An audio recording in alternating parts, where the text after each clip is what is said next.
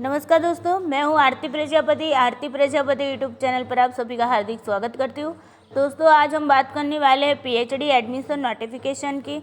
तो एक यूनिवर्सिटी से पीएचडी एडमिशन की नोटिफिकेशन आई हुई है। बहुत सारे बच्चों की रिक्वेस्ट थी कि वहाँ पर हमें कुछ मिल नहीं रहा, तो प्लीज़ एक वीडियो बना दीजिए। तो उसके लिए हमने वीडियो भी बना दे रहे हैं ताकि आपको समझ में आ जाए कि कहाँ से आपको फॉर्म फिल करना है और किस तरीके से आपको सारी नोटिफिकेशन डाउनलोड करनी है। तो बने रहिए वीडियो के साथ। और बता देना चाहती हूँ साथ ही साथ कि ये जो यूनिवर्सिटी है वो गुजरात स्टेट की यूनिवर्सिटी है और वो यूनिवर्सिटी स्टेट यूनिवर्सिटी है। तो आप लोगों के लिए बेहतरीन मौका है। तो चलिए देखते हैं कौन सी यूनिवर्सिटी है। सबसे पहले हम यूनिवर्सिटी की वेबसाइट पर जाने के लिए MKBU लिखेंगे। सिर्फ आप MKBU लिखेंगे तो अभी उसकी वेबसाइट आपको सबसे पहली जो आपको वेबसाइट दिखेगी वही आपकी उस यूनिवर्सिटी की वेबसाइट होगी। देखिए यहाँ पर महाराजा कृष्ण कुमार सिंह जी भावनगर यूनिवर्सिटी, ओके, ये स्टेट यूनिवर्सिटी है, ये भी मैं बता देना चाहती हूँ। तो चलिए देखते हैं कहाँ से आपको पीएचडी एडमिशन की नोटिफिकेशन देखनी है और कहाँ से आपको रजिस्ट्रेशन करना है। तो सबसे पहले दोस्तों ये हम आ गए हैं उसकी साइट पर। यहाँ पर मैं थोड़ा सा डेस्कटॉप साइट कर देती हूँ ताकि आपको अच्छे से समझ में आ जाए। ओके, चलिए अभी ये आपकी ऑफिशियल वेबसाइट है महाराजा कृष्ण कुमार सिंह भावनगर यूनिवर्सिटी की। ओके, तो चलिए यहाँ पर आपको सबसे नीचे जाना है और यहाँ पर देखिए CUMS लिखा हुआ है, कम्स लिखा हुआ है ना, ई कॉर्नर। तो उसमें सबसे नीचे यहाँ पर आपको दिया होगा PhD entrance test portal year 2021।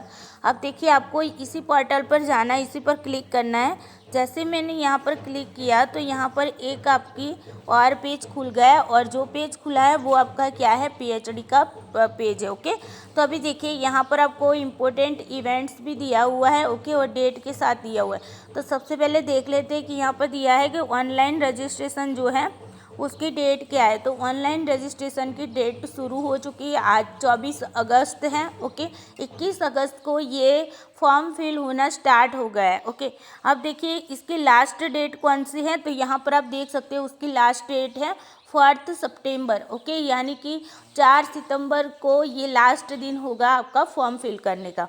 उसके बाद देखिए एप्लीकेशन फ़ी पेमेंट जो है वो ऑनलाइन करना है और कब तक करना है, तो 21 अगस्त से लेकर आप 4 सितंबर तक आप इसका जो भी पेमेंट है वो पेमेंट फिल कर पाएंगे। ओके, पेमेंट पे कर पाओगे। उसके बाद यहाँ पर आपको ये भी दिया गया है कि आपका एडमिट कार्ड है वो कब निकलेगा। तो एडमिट कार्ड आपका निकलना स्टार्ट होगा 8 सितंबर से स्टार्ट हो जाएगा। ओके, और उसके बाद यहाँ पर आपको एग्ज़ाम डेट भी दी गई है। तो एग्ज़ाम डेट है आपकी 12 सितंबर को है। ओके, तो याद रखिएगा 21 अगस्त से फॉर्म फिल होना स्टार्ट हो चुका है, 4 सितंबर तक आप फॉर्म फिल कर पाएंगे और 4 सितंबर तक ही आप ऑनलाइन पे भी कर पाएंगे। और साथ ही साथ आपका एडमिट कार्ड 8 सितंबर को निकलने वाला है और 12 सितंबर को आपकी एग्ज़ाम डेट है। ओके, चलिए ये तो थी आपकी जो मेन इन्फॉर्मेशन बोलते हैं उसको। ओके, अभी रजिस्ट्रेशन सबसे पहले आपको रजिस्टर करना होगा, उसके बाद आप लॉगिन होकर फॉर्म फिल कर पाएंगे। तो यहाँ पर सबसे पहले देखते हैं कि आपको फॉर्म फिल करना है तो सबसे पहले आपको रजिस्टर करना होगा। तो यहाँ पर ब्लू बॉक्स में आपको रजिस्टर लिखा हुआ दिख रहा होगा, उस पर हम क्या करेंगे, क्लिक करेंगे। ओके, अभी देखिए ये नया पेज खुल गया है। अब देखिए इसके अंदर रजिस्ट्रेशन फॉर्म जो है वो आपको फिल करना है।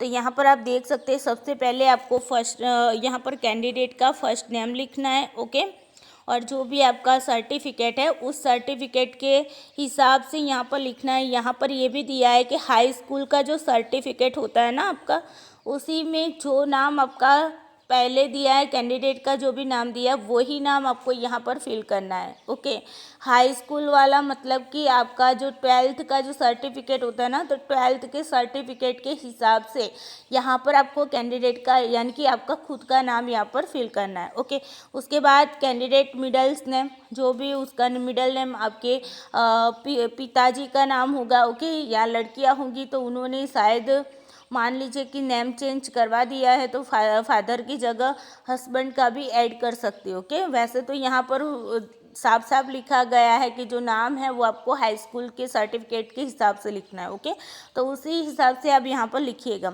उसके बाद लास्ट नेम में आपको आपकी कास्ट जो होती है उसको लिखना है। उसके बाद यहाँ पर कोर्स अप्लाइड फॉर, तो यहाँ पर आप कौन से कोर्स को अप्लाई करना चाहते हो। ओके, तो यहाँ पर बहुत सारा दिया हुआ है।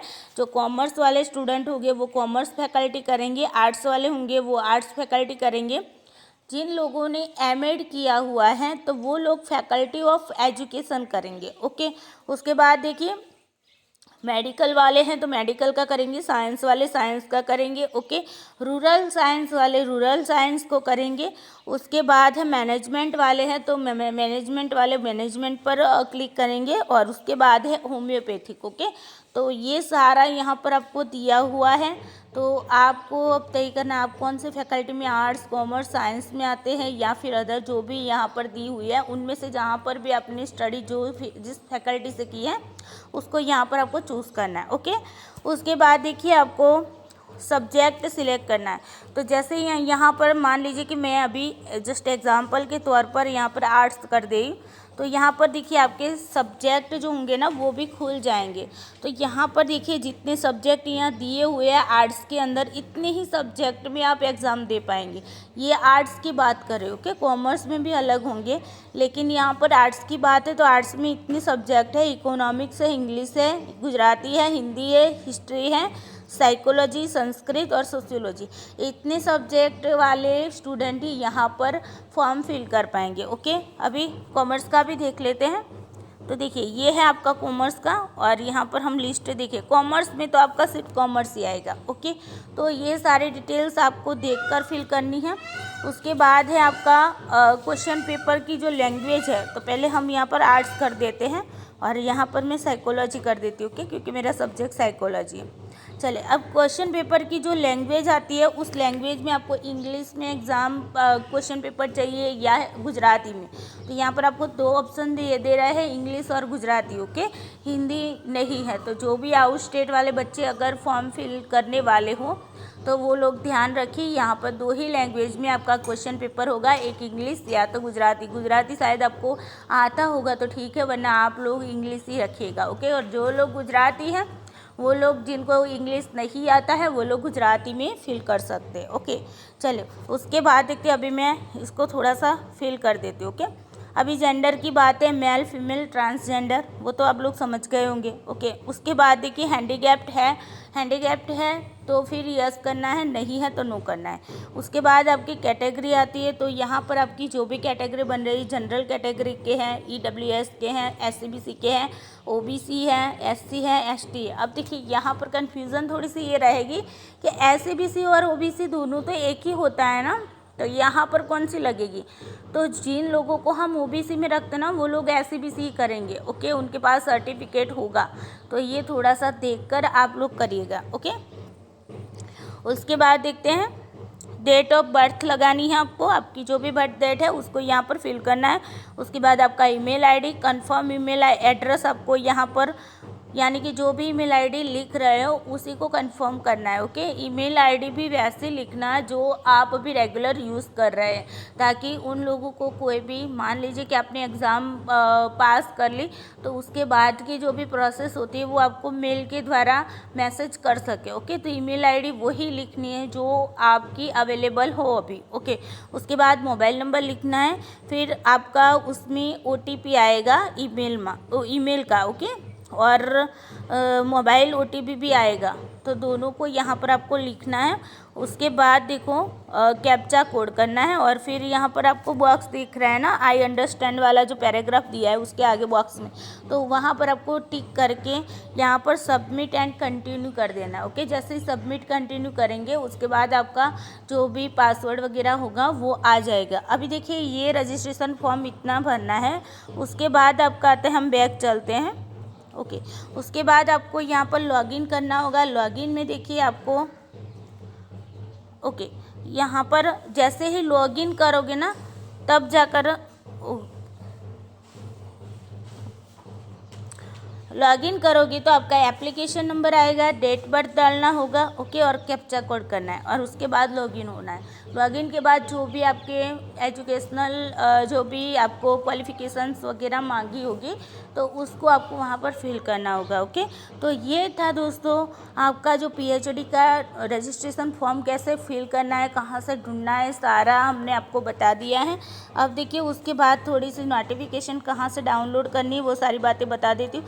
यहाँ पर हम उसी पेज पर हैं, ओके, चलिए यहाँ पर हम उसी पेज पर है, शायद यहाँ पर हो नहीं पा रहा है, ओके चलिए कोई बात नहीं, उसको हम 2 बार करते हैं।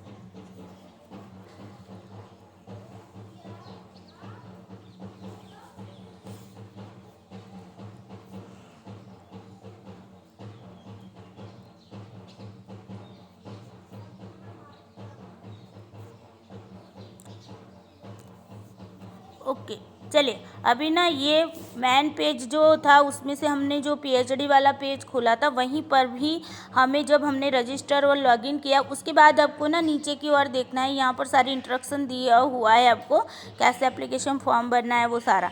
उसके बाद क्विक लिंक्स दी हुई ना, वहाँ पर देखिए मेन नोटिस दी है तो उसमें आपकी पीएचडी की मेन नोटिस होगी, फिर क्वालिफिकेशंस क्राइटेरियन क्या है, ओके, उसका जो क्राइटेरिया है वो क्या है क्वालिफिकेशंस का वो यहाँ पर आपको दिया हुआ है। और उसके बाद है qualification criterion for medical, okay, medical वालों के लिए भी यहाँ पर क्वालिफिकेशन जो भी क्राइटेरिया है वो यहाँ पर दिया हुआ है। और उसके बाद पैट आरएम सिलेबस, ओके, तो पैट आरएम सिलेबस है ना दोस्तों, तो वो जो सिलेबस आपका जैसे ही आप डाउनलोड करेंगे ना तो डाउनलोड पर क्लिक करोगे तो डायरेक्टली आपको पीडीएफ के रूप में वहाँ पर शो नहीं होगा, लेकिन जो आपकी जिप फाइल होती है ना उस जिप फाइल के अंदर वो सेव होगा। तो आप जब भी डाउनलोड करते हैं तो आपके पास जिप फाइल जो एप्लीकेशन आती है वो आपके पास होनी चाहिए, अगर नहीं है तो डाउनलोड कर दो और फिर जाकर ये सिलेबस आप डाउनलोड करेंगे तो जिप फाइल के जो फोल्डर होते हैं उसमें आपको ये सिलेबस देखने को मिलेगा, ओके।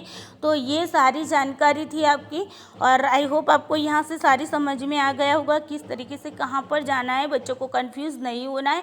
और एक और बात, यहाँ पर सीट अभी रिलीज़ नहीं की गई है, अगर सीट रिलीज़ की जाती है तो मैं तुरंत ही अपनी जो जीसैट का जो ग्रुप है उसी में मैं वहाँ पर बता दूंगी कि भाई सीट अब अवेलेबल हो चुकी है, ओके।